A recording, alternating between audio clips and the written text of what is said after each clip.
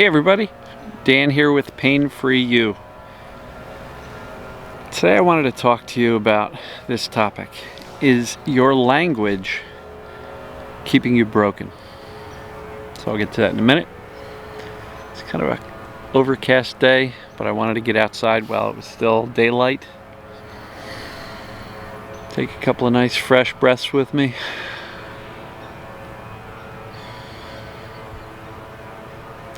Lots of lawn machines off in the distance, but not too bad. I'm still glad to be outside.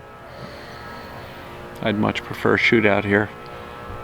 And I'll keep doing that through the whole winter. Even if it's snowing, I'll be out here. Let the tension in your body relax and breathe. It's a great tool to bring your whole system down.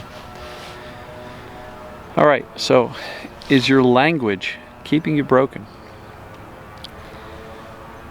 For over a decade, I don't know how many times I said things like, I have a bad back, my back went out, oh, I threw out my back again, you know, I can't do that, that's gonna hurt, I'm gonna hurt myself, that's too heavy. And I must have said, 10,000 things over those 13 years that kept my brain believing that I had a bad back, because I kept saying it. So every time I'd bend over to pick up something, my back or my brain was interpreting that to go, what are you doing? Stop that. That's dangerous. You got a bad back. Remember, you've said it 10,000 times. And so what would the brain do? It perceived danger, so it would turn on the pain when I would bend over to pick something up. It was very reliable. The system works exceptionally well. So what I learned after all these years, and I'm really putting the pieces together even more so now, is that it was not me having a bad back. It was my brain's perception that I had a bad back, which was the issue. And that perception was formed based on pain, which wasn't really based on fact, truth, injury, trauma. So the perception of danger is really more important, in my opinion. So, how does language have anything to do with that? Well, if you're constantly referring to the onset of your symptoms as an injury, as something broke, something got thrown out, my knee popped, whatever. What is the language you use to describe what's going on? And furthermore, how are you describing the symptoms or the pains? Are you using very colorful language to describe it? And somebody emailed me. They literally used 5 adjectives before the word pain. Terrible, horrible, excruciating, burning, stabbing, ripping. Right? And so the language this person was utilizing was absolutely convincing their brain that there was a real problem. And sometimes our own language can scare the crap out of us. So I'm going to ask you to start to be a little bit more aware of how you're describing things. If somebody says, hey, how you doing? And your immediate answer is, awful, this pain's killing me. Which I get how that can be a natural response. Your brain's listening to everything you're thinking and saying, and the brain believes what we think and say most often. So a better response than, oh, I'm doing awful, this pain's killing me, might be, today's a rough day, but I know I'm okay. This is temporary. I know my body's okay. Brain just hasn't figured it out yet. You hear the difference in that. One causes alarms to go off. The other one says, we're going to be okay, right? So evaluate the language you use on a regular basis with yourself, with others, as you describe things. Do you refer to the onset of your pain as, oh, my injury still hasn't healed? Well, I'll encourage you to just kind of look at injuries in general. Look up on Google normal healing times for injuries. You'll probably see, broken bone, this much time, whatever it may be. So why is it that us in the TMS community, the mind-body community, the perceived danger pain community, we seem to be the only ones who have injuries that never heal and stay hurting for a long time. Well, that's not true. That's a falsehood. Our injuries heal just as quickly as others. And inevitably,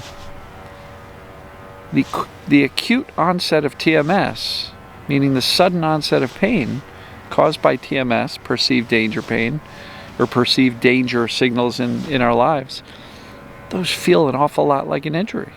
How do I know? Because I must have bent over to do something dozens of times over those 13 years, and I had a bam, acute onset of TMS, and every one of them felt like an injury. I must have pulled my back. Holy cow, what did I do? Did I just herniate a disc? Holy crap. And then you get an MRI and all of a sudden, hey, there's a herniated disc. That must have been when it happened. And then we draw these conclusions, which are based on guesses, estimations. We're trying to connect the dots with logic and reason, but there's no proof in most cases.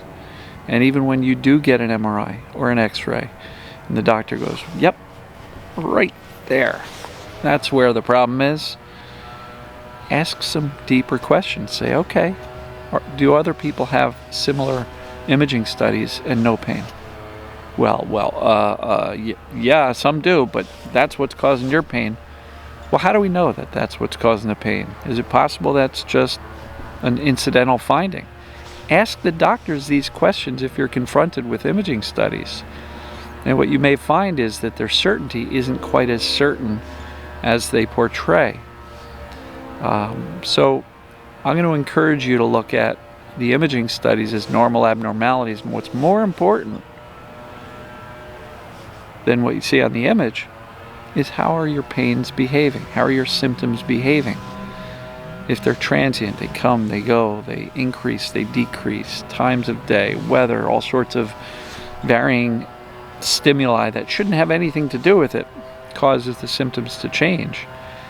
And I've done a video that helps us understand if we've got this mind-body pain, this perceived danger pain. I do also have a pain test, yourpaintest.com.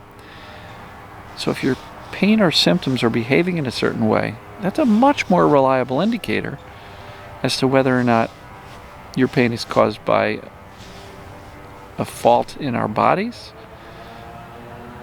or perceived danger. Because if you think you got a bad disc and that's what's causing the problem, your brain's going to protect you by continuing to give you pain, because the brain's job is to keep you safe and alive, and keep you safe means give you pain to warn you from moving in such a way that might cause more damage. There's no damage. It's normal abnormalities. But you see how we can quickly get very tangled up and start to use language, medical language. I'll tell you what, it never ceases to amaze me. At least once or twice a week, I'll speak to somebody on the phone, coaching call, and they will start to describe anatomical parts of their body, which I haven't even heard of yet. And I've been paying attention to this stuff for 20 years. Now, I'm not a doctor. I didn't study anatomy. But man, some of these people are describing their TMS symptoms down to the centimeter, the millimeter location on their back, and this and that, and they use all these technical terms and diagnoses. And as long as you're using a medical label to describe your TMS, your mind-body pain, your brain's going to go, well, they're calling it sciatica, they're calling it neuropathy, they're calling it neuralgia, they're calling it herniated disc, they're calling it whatever, fascia, you name it. As long as you're using the medical language, that language very well may be keeping your brain fixated on the body, which may be keeping you perceiving that you're broken. So I'm going to encourage you, get clear up front. Are my symptoms or pains behaving like TMS with all those variety of different things? And if so, I'm going to encourage you to eliminate the medical diagnosis and the medical labels from the language which you use on a regular basis. Because that language along with our own descriptive language of how excruciating, awful, burning, stabbing, ripping, horrible. All of our own language to describe it, plus the medical labels, really is doing a great job of scaring the crap out of yourself and teaching your brain that you are broken because you keep on using language that confirms how broken you are. If your brain thinks you're broken, it's going to keep the pain persistent. So I'm going to tell you to watch your language. And I'm not scolding you like a little child. I'm not going to wash your mouth out with soap. But I am going to really encourage you to watch your language. And as you have conversations with people, as you write comments on Facebook and YouTube, what's the language you're using? And ask yourself, is this language that I'm using convincing me that I'm safe? Or is it scaring me further or confirming the brain's opinion that you're broken? Really important stuff. Because just by subtly shifting to accurate language, that this is all temporary, the brain's just perceiving danger, that clarity can help so much, so fast.